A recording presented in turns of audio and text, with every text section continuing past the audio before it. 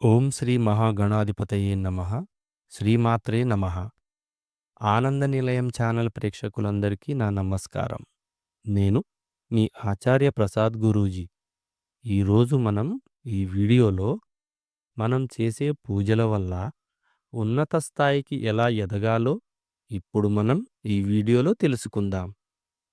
మనం దీపారాధన చేసే నియమాలను గనక తెలుసుకుంటే 100కి 100 పాళ్ళు మనం త్వరలో ఉన్నతమైన స్థాయికి ఎదగగలం. చాలామంది నిత్యం పూజలు చేస్తూ ఉంటారు. అయితే ఎన్ని పూజలు చేసినా ఫలితం లేదని అనుకుంటారు. ఈ ప్రశ్నలకు సమాధానం కావాలంటే మీరు ఇంట్లో పూజ చేసేటప్పుడు పూజలో ఏవైనా తప్పులు చేస్తున్నారేమో అని ఒకసారి చూసుకోవాలి. పూజ చేసేటప్పుడు మనకు తెలియకుండానే చేసే కొన్ని తప్పుల వల్ల జీవితంలో మనం ఉన్నత స్థాయికి వెళ్ళలేము. మీ జీవితంలో మంచి స్థాయికి వెళ్ళాలంటే ఖచ్చితంగా ఆ దేవుడి అనుగ్రహం ఉండాలి. దేవుడి అనుగ్రహం పొందాలంటే పూజ చేసేటప్పుడు మీరు కొన్ని నియమాలను పాటించాలి. అప్పుడే మీపై ఆ దేవుడు తన కరుణ కటాక్షాన్ని కురిపిస్తాడు. మీరు మీ జీవితంలో ఉన్నత స్థాయికి చేరుకోవాలంటే ఈ వీడియోలో మేము చెప్పిన విధంగా పూజ చేసి చూడండి. మీకు ఖచ్చితంగా మంచి రోజులు ప్రారంభం అవుతాయి. అలాగే మీరు మంచి ఉన్నత స్థాయికి వెళతారు. బ్రహ్మముహూర్తంలో సకల దేవీ దేవతలు భూమిపై సంచరిస్తూ ఉంటారు. కాబట్టి తెల్లవారుజామున 3 నుండి 5 గంటల మధ్యలో స్నానం చేసి పూజ గదిలో దీపారాధన చేస్తే చాలు. సకల దేవతల అనుగ్రహాన్ని పొందవచ్చు. ఉదయం ఈ సమయంలో పూజ చేయలేని వారు ఓం నమః శివాయ అనే మంత్రాన్ని 108 సార్లు జపిస్తే 1000 యాగాలు చేసినంత పుణ్యఫలితం లభిస్తుంది. బ్రహ్మముహూర్తంలో పూజ చేయలేని వారు ఉదయం 10 గంటలలోపు పూజ పూర్తి చేసుకోవాలి. ఇంట్లో పూజ చేసేటప్పుడు ఒక రాగి చెంబులో నీళ్లు తీసుకొని అందులో 2, 3 తులసి ఆకులు వేసి పూజ గదిలో ఉంచాలి. మీరు పూజ చేసిన తర్వాత ఆ తులసి వేసిన నీళ్లను తీర్థంలాగా స్వీకరించాలి. దేవుని ముందు ఉంచిన ఈ నీటిలో పుష్కలంగా దైవశక్తి ఉంటుంది. దేవుని పూజలో నైవేద్యంగా ఒక చిన్న బెల్లం ముక్కను ఉంచినా ఆయన ఎంతో సంతోషిస్తాడు. దేవుని పూజలో పంచదారను నైవేద్యంగా పెడితే మీ ఇంట్లో ఉన్న చిన్న పిల్లలకు ఎటువంటి నరదృష్టి తగలదు. పటిక బెల్లం నైవేద్యంగా సమర్పిస్తే మంచి ఆరోగ్యం లభిస్తుంది. దేవునికి నైవేద్యం పెట్టినప్పుడు పూజ మధ్యలో నీళ్లను చిలకరిస్తూ ఉండాలి. దేవునికి నైవేద్యం పెట్టిన తర్వాత ఒక 5 నిమిషాలు అలాగే ఉండి పూజ గది నుండి వచ్చేయాలి. పూజ గదిలో నెమలి ఈకలు ఉంటే చాలా మంచిది. నెమలి పించం ఉండడం వల్ల మీ ఇంట్లో ఉన్న వాస్తు దోషాలన్నీ తొలగిపోతాయి. అలాగే మీ పూజ గదిలో అక్షింతలు ఉండాలి. అక్షింతలకు దైవశక్తి ఉంటుంది. కాబట్టి మీరు ముఖ్యమైన పని మీద బయటకు వెళ్ళేటప్పుడు మీ తలపై అక్షింతలు చల్లుకొని వెళితే మీ పనిలో మీకు విజయం కలుగుతుంది. పూజలో ఉపయోగించిన పూలను మరుసటి రోజు తీసేయాలి.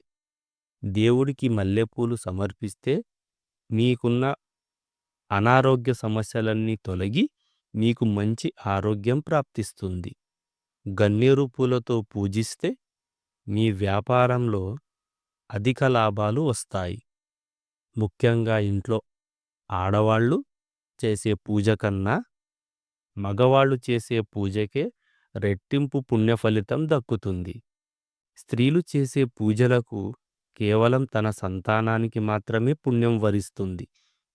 కాబట్టి కుటుంబం మొత్తానికి మంచి జరగాలంటే ఇంట్లో ఉన్న మగవారు పూజ గదిలో దీపారాధన చేస్తే ఇంటికి అష్టైశ్వర్యాలు సిద్ధిస్తాయని పండితులు చెబుతున్నారు. మీ ఇంట్లో ఎల్లప్పుడూ డబ్బు ఉండాలంటే ఇంట్లో పూజ చేసిన ఓం లక్ష్మీదేవై నమః అనే మంత్రాన్ని 3 సార్లు చదవాలి. ఈ మంత్రానికి ఉన్న శక్తి అంతులేనిది. కొంతమంది సంతానం కోసం బాధపడుతుంటారు. అలాంటి వారు ఓం కలికృష్ణాయ నమః అనే మంత్రాన్ని 3 సార్లు జపిస్తే పిల్లలు లేని వారికి సంతాన ప్రాప్తి కలుగుతుంది. మీ కుటుంబ సంక్షేమం కోసం ఓం నమో నారాయణాయ నమః అనే మంత్రాన్ని 3 సార్లు జపించాలి. 5 వత్తులతో దీపం వెలిగిస్తే మీ ఇంట్లో డబ్బు కొరత లేకుండా ఎల్లప్పుడూ తరతరాలకు తరగని ఐశ్వర్యంతో జీవిస్తారు. ఇంట్లో పూజ చేసిన తరువాత దేవుని ముందు నీ కోరిక కోరుకొని గంట కొడితే మీరు అనుకున్న కోరికలు నెరవేరుతాయని పండితులు చెబుతున్నారు. రోజు పూజ పూర్తయిన తర్వాత ధూపం వెయ్యాలి.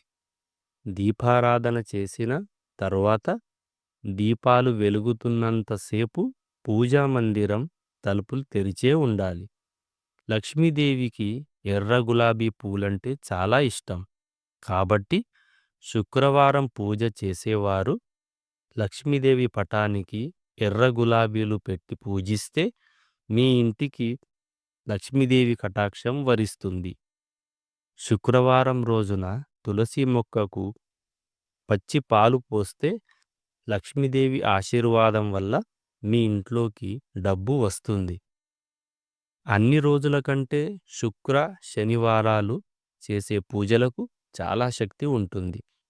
దేవుడి ఆశీర్వాదం పొందాలనుకునేవారు ఈ 2 రోజుల్లో దేవునికి పూజలు చేస్తే మీ పూజకు రెట్టింపు పుణ్య ఫలితాన్ని పొందవచ్చు.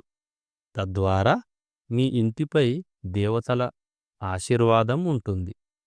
శుక్రవారం రోజున రాళ్ల ఉప్పు కొంటే చాలా మంచిది.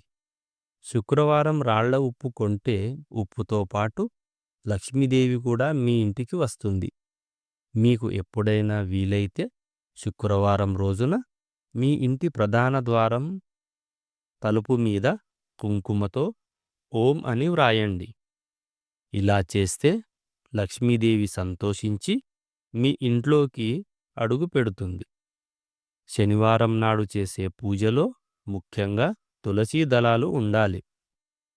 వెంకటేశ్వర స్వామి పూజలో తులసీ దళాలు లేకపోతే ఆ పూజ అసంపూర్ణమని వేద పండితులు చెబుతున్నారు. కాబట్టి శనివారం పూజ చేసేవారు పూజలో తప్పనిసరిగా తులసి ఆకులు ఉండేట్టు చూసుకోండి. ముఖ్యంగా శనివారం రోజున మాత్రమే దేవుని పటాలను శుభ్రం చేసుకోవాలి. ఇది బాగా గుర్తుపెట్టుకోండి.